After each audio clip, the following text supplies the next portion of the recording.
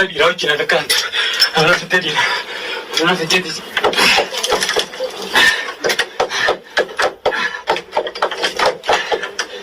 زين أنا في التدين أنا في التدين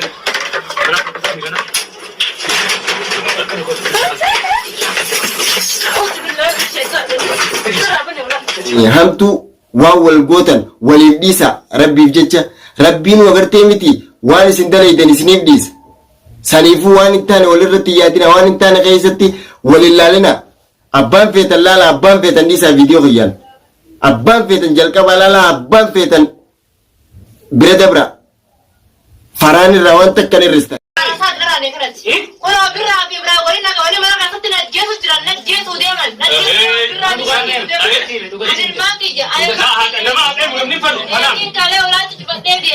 السلام عليكم ورحمة الله وبركاته يويا جرتو إيمان أرومو خدمة مرة تركم السلام عليكم باكم جرتن إسنا لك بسم جنتا بوم بوم بوم نفنجرا إن شاء الله تعالى حمد فيديو خنيتي نفعنا ترى الرجع مالك أبتدي رفجتون كيسان هافين كاب وانين كاب بدي رفيم فيديو خيا كيسات أكو مدا كيسانيس أكو أجر تنتا هردو ستافق خابة جام تودا خيا أكاسي نسنينجا إلمان أرومو أسمانو غا واري channel خينيا فارتاتن سبسكرايب لايك شير غدوران مججبيسا إسنينجنا هندوما كيسانو نجيني ربي باكم جرتنتي سيمبرهاغو إن شاء الله تعالى فران أكميتي نجا وري نجا بتجرتا أني نجا فيا الحمد لله جرا قالت ربي قتلين كيسان شوجين كيسان ننجرا أكميسن هو نجينا في قبدني جرتني أروموتيا قالي مال رجرتان مال جرتان أكميسلا جريني مال فكاتا حالي جرو جرينيا مال فكاتا خمبيان باغي ستركمتان مرتي خيسانو أني نجاهيا الحمد لله ربي قالني هاجو فران أرانتنا خيستو هدو ورينا مسيجي ما كومنتي جلتي هذا خن جرتنيس وريك أنا بالبلتني هذا يبسي ناخن جرتنيس وري واستا برا سجلنا كم جرتنيس هندما كيسنو غلطوما أنا سنين غلطوم فدا مالي في نسين غلطوم فدا تكفى مالي فيونا جتن أني وني نسين غلطوم فدوف يعني اسم نرى واني نوبتين تك فران أكنا تي أكنا جتني نوبتشي سوكيساني توتو أكان سنجلتهم فدو نقول جرا جلتوما أروموتي قالي أكسيجا أروموتي قالي ربي فكلني هاجو الحمد لله كليسي سجرتا أري سجرتا كليس مال رترتي أرو مال رجرتا جتني نجافتشون كيسان حافين كابو الحمد لله أكو يسين جتنيتي ani waan isin irraa dhaabbadhu naan jettanis dhaabbadde maaltu irra naayidha abbaan fadhe akka fadhetti haalaqatu abbaan fadhe akka fadhetti haa ganaannatu maaliyan ani gana agartee miti nama jireenya kana keessatti gana waa meeq insha allahu taala rabbii yaadaaf muraada kiyya galmaan naaf haa ga'u nama gana bakka guddoo dhaaf hawwii qabu nama gana waa hedduu nin dalagajee karoora qabu insha allahu taala wanni nan sila dalaguudhaaf karoora qabadde arrantana nama bira deddeeyadde waan isin narraan feene bakka isin narraan itti nan feene yaade isin narraan feene waan nama dalaguu miti an isin galee garuu abbaaniif dhaatu maarree mucha lamaan ga'u jaani akkas insha allahu taala hojii keenyas walumaanuu irra geenye haa agarru ta'a abdii rabbii rabbiin guyyaa sanii rabbiin waa eegu hordoftootaa fi kabajamtoota keenya haala biyya namaatii fi haala yerootiitutu wal qabatee xiqqishoo kanatti biiziin godheetu magaa maal jee akkaan isiniimu hundummaan keessanuu warra biyya namaa keessatti biyya baqaa keessa jirtan hundi keessanuu ni beektan akkam jee akkaan isiniimu innaa hordoftootaa fi kabajamtoota keenya wanni jira akkasii ani arragaa khaleessaa fi torbee dabre kana keessatti hedduu namaan an takkaa biratti yaani hamtuu itti yaadee hin beekne namaan takkaa an gartee miti namni kun dogongora jira dogongora kanarraa dhaabbu jechaatuma keessaan isoo fuula keessan duratti hin taane gorsaa tureetu arra as garagalee deemeetuma anumarratti xiyyeeffatee anuma shakkuu eegale. namni faraan shakke jechuun nama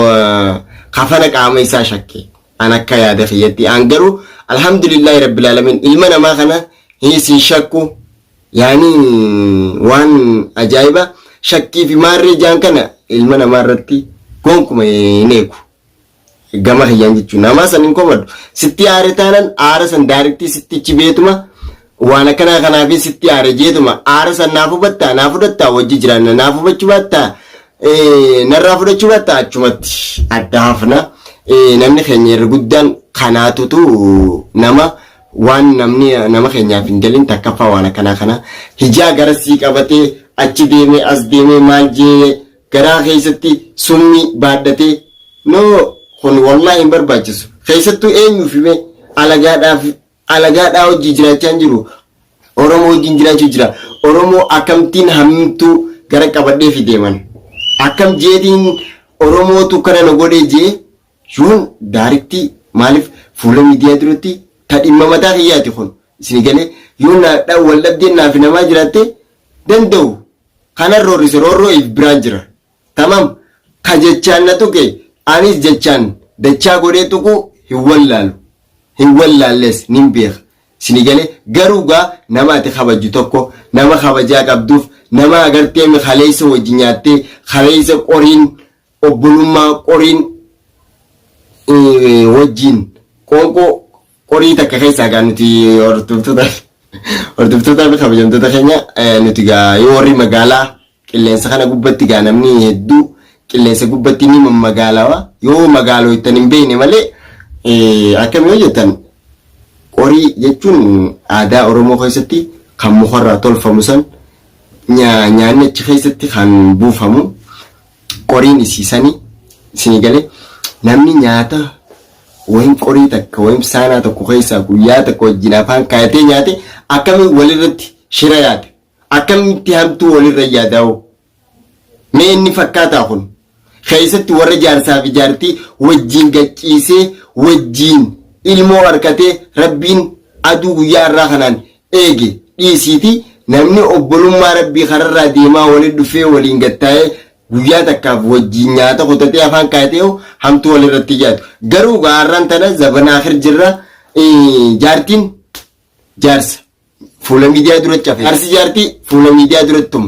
maaliif taa'un maalirraa ta'a maali kana maaliif dalagaa olii baaftan maaliif dalagaa ol godhatan yoo jireenya mataa keessanii akkuma halee ganama rabbiin jalqaba walitti isin fidee mataa walitti isinii dhasan maa dagattan hay maaltu san isin dagachiise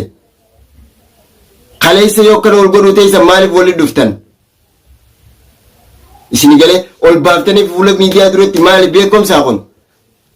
maal tuututu kana hunda fide qilleensa kana gubbatti dhuga Oromootiya hammeenyaa fi gocha qiyaasa hin qabne wallahi dhuguma rabbii sanitti kadeemu jiru kana isin warri arku jirtan warri agartee yaada kana yaanni kun hangam takka dhugaa hangam takka maal jettan dhageeffadhu dhibbarraa dhibbatti paarsantii dhibbarraa tamam 95 dhugaadha jeetiin itti amanan akka faraanitti 95 harki shan garuu yoo dalagaadhaaf fi fakkeessaaf waan kana godhachaa deemu jiraatee hin beekneen san isumaa fi hojii isaatu wal beeka ammoo wanni deemu jiru dhibbarraa dhibbatti 95 kun I am sure waan dhugaati tee qaamaan keessa teessee yoo hubatte arra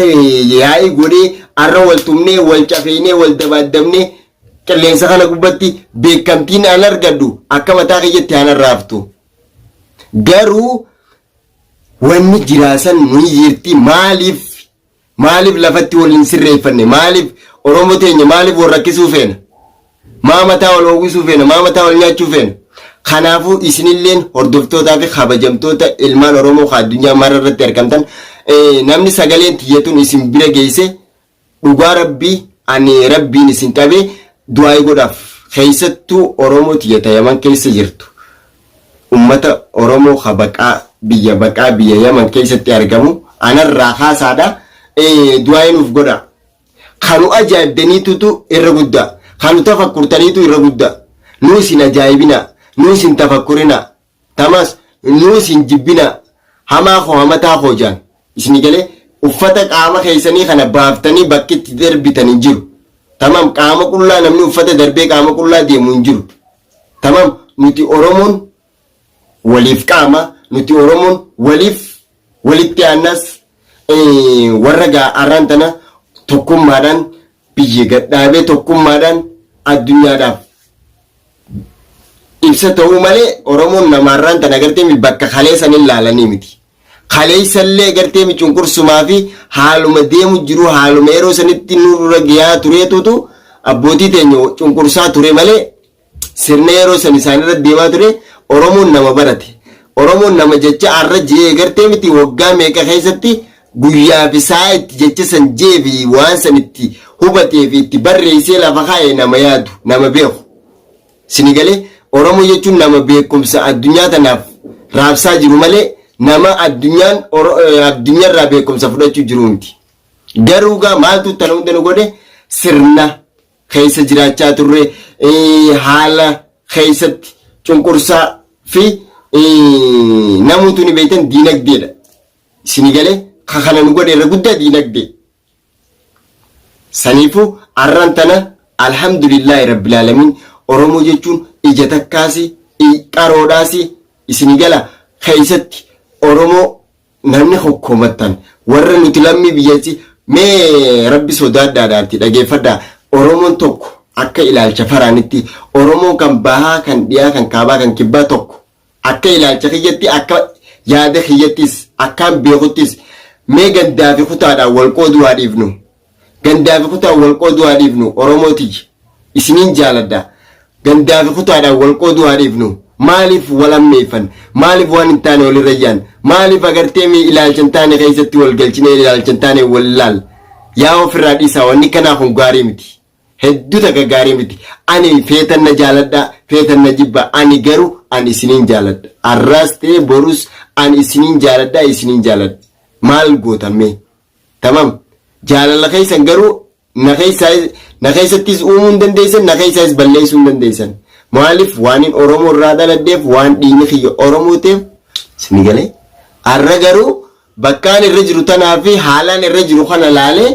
aadaa fi safuu Oromoo cabsuun gokkuma narraan barbaachistu. Dhibbarraa dhibbatti. Alhamdulillah rabbii kiyyaaf galanni haa ga'u wala kalaamtu wa shukru jecha ani ilma muslimaati hordoftoota fi kabajamtoota kiyya. Ani islaama alhamdulillah akkasumatti Oromoon tiyya tawaaqeeffataa tan kiristaanaatis ni jirtan. Ani muslima kiristaana homachuudhaaf bakka hin qabu. Kan kiristaana muslima homachuudhaaf bakka hin qabu. Garuu nuti tokko Oromootu Oromummaa tokko nu godha. Amantaa adda qabaannus Oromummaa waliin qabna. Oromummaadhaan waliin dhaabbanna. Isinigalee saniifuu keessatti warri yaadaan waan hin taane qaqqeetanis if gorsaa. Isinigalee rabbii gaditti haadhaa fi abbaa kiyya rabbii kiyya inshallah rabbii umrii nu haa dheeressu. Warra abbootii teenya kara fuula rabbii deemanillee rabbi jannatul firdoosi rabbi nu haa qananiisu. Hordoftootaa fi kabajamtoota keenya jireenya dukkanaa jireenya sobaa kanaaf jettanii waliin jibbina waliin komatina mee dilii teessan garuu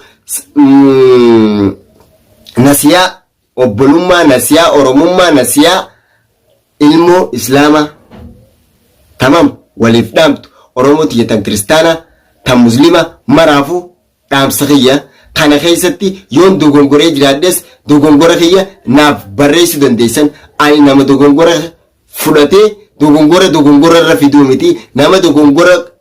argee dogongora sanirratti waan isin jettaniin isiniif